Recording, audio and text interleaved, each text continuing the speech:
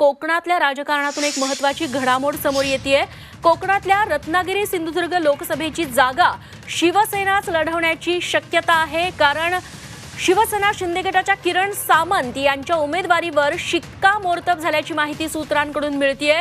वर्षा बंगल्यावर मुख्यमंत्री आणि सामंत बंधूंची तब्बल 2.5 तास चर्चा झाली। काहीही झालं तरी भाजपला ही जागा सोडायची नाही असा सामंतांचा सूर दिसतोय। त्यामुळे किरण सामंत यांच्या उमेदवारीवरती शिक्कामोर्तब होतंय का हे बघणं महत्त्वाचं ठरेल। कृष्णात पाटील आमचे प्रतिनिधी आता आपल्यासोबत आहेत। कृष्णात, या बैठकीत नेमकी काय चर्चा झाली, बाहेर काय तपशील आले?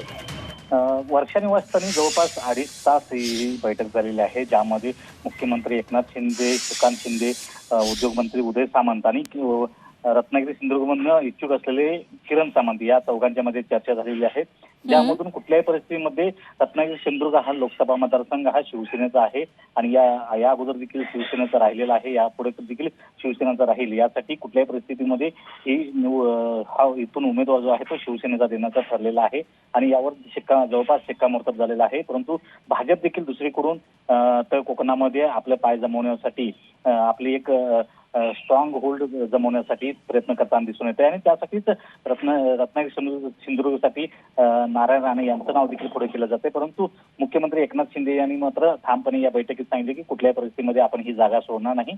रत्नागिरी सिंधुदुर्गमधून शिवसेना शिंदे गटाचं किरण सामंत हे उमेदवार राहतील असं जवळपास निश्चित करण्यात आलेलं आहे। निश्चित कृष्णा, धन्यवाद तुम्ही दिलेल्या या तपशिलांबद्दल।